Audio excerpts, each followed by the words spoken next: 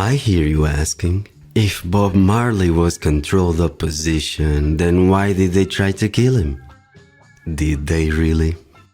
The assassination attempt of Masonic Marley is an easily verifiable hoax, created just to charge this deceiver with the aura of a visionary rebel that posed a great threat to the establishment. Let's have a look at the facts. Listen to the story of his assassination attempt told by Neville Garrick, art director of the Wailers. This is the room they tried to kill Bob Marley on December 3rd, 1976. One gunman fired from this position, hitting Marley in the chest and the arm.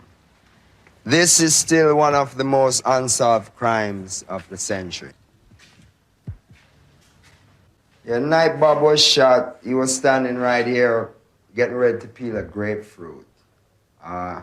He heard what he thought first was clappers outside, but what was really gunshots. When he glanced towards the door there, he saw sparks coming out. He decided to turn sideways, making himself small, a smaller target. One shot grazed his sternum bone here and ended up in his arm right here as he kind of, made himself small. Other shots penetrated the cabinet here and ended up in the walls there.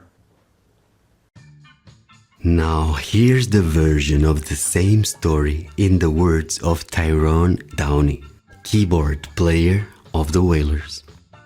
On December the 3rd, 1976, at around 8:30 p.m, 2 carloads of assassins drove into Bob Marley's Tough Gong headquarters at 56 Hope Road in Kingston, Jamaica, and opened fire. Bob Marley and the Wailers were rehearsing for the Smile Jamaica concert due to be held on the 5th of December. According to Tyrone Downey, the Wailers' keyboardist at the time, they were rehearsing the song I Shot the Sheriff when the gunmen began shooting in the area the band were rehearsing. Bob had actually stepped out at the time while the horn players worked out their parts. The gunmen went around the building shooting wildly, leaving dozens of bullet holes in the walls. Downey said at one point he saw just a hand reach around the door of the room they were sheltering in and start firing shots blindly. Bob was shot twice. One bullet grazed across his chest while the other lodged in his arm just above his elbow. And finally, here's the story told by Masonic Marley himself. What happened when you were shot? You were in your home. Yeah. Was it in the morning or at night or what happened? Well, it was about, that's about 9 o'clock in the night. Yeah. I went home about 3 o'clock in the morning and get some sleep. And then I was in a lot of gunshot, That was a dream. I was in a barrage, a gunshot, and what happened is that the vision said, don't run. It's like, all of this gunshot is like something that the vision said, don't run, stand up.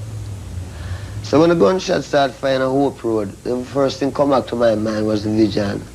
And all I could remember is that the vision said, don't run. And so me have to stand up, And, them fire until it was tired of fire, and then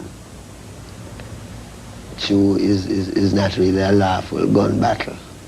Man start to run and it ease up, And where were you hit? Eh? Where were you hit? Me? Yes, sir. Yeah. Went right through?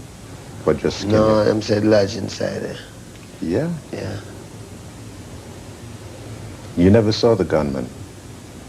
Well, at that time, no. But you know who did it? You ever know them? Were they caught? No, but I don't call the police. It's just, one thing.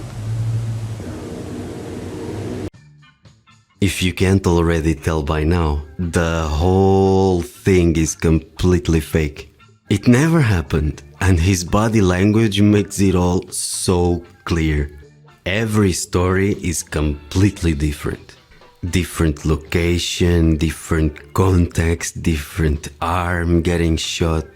Notice that Neville Garrick said that Masonic Marley was shot on the right arm.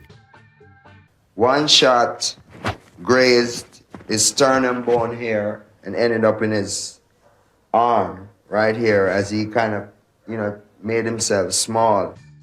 But Marley himself said that he was shot on the left arm instead.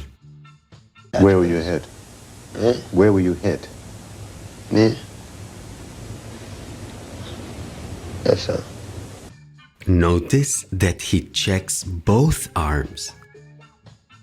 As if a man would ever forget in which arm he was shot. And wouldn't he have seen the scar every single day of his life? He would know where it is even with his eyes closed. Furthermore, since he checked the left and allegedly correct arm first, wouldn't he have immediately seen the scar if it actually existed? So why did he check the other arm?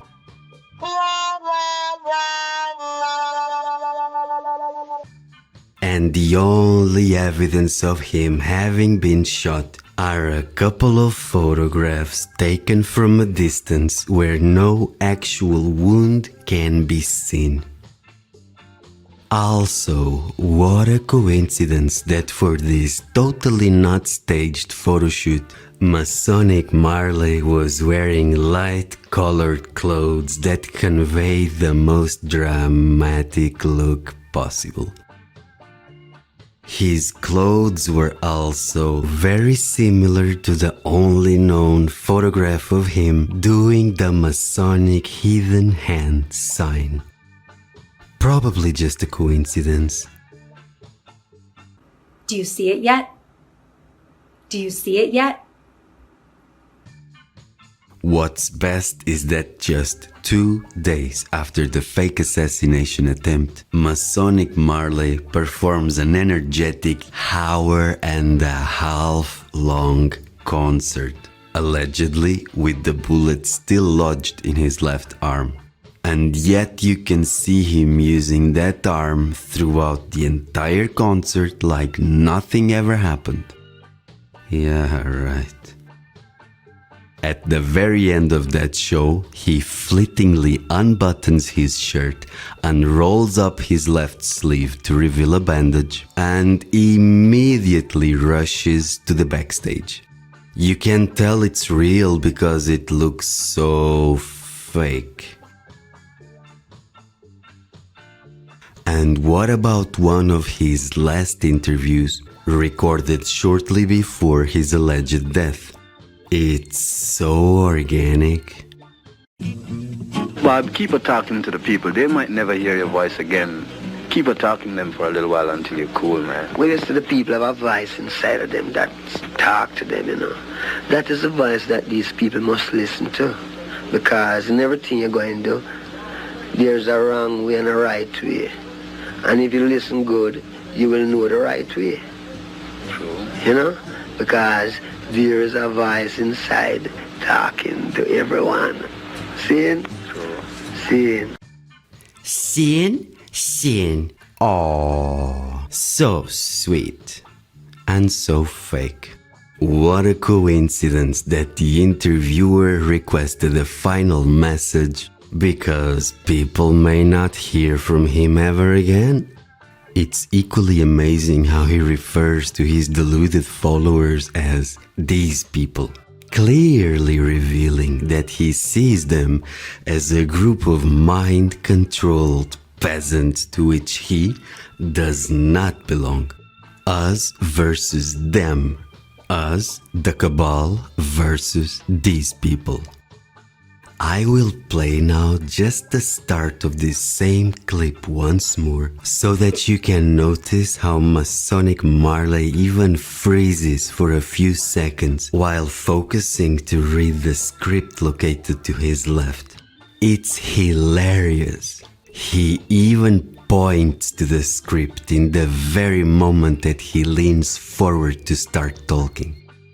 Bob, keep talking to the people. They might never hear your voice again. Keep talking to them for a little while until you're cool, man. Well, yes, the people have a voice inside of them that talk to them, That is a voice that these people must listen to.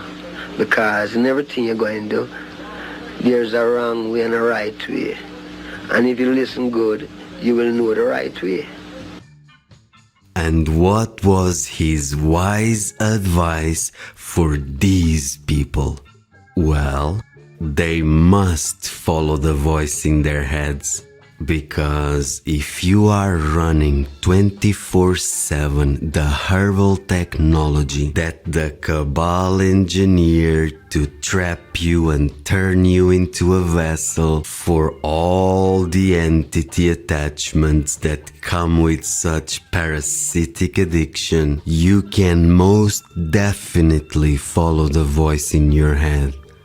Totally. So, what impact did Masonic Marley actually have in the world?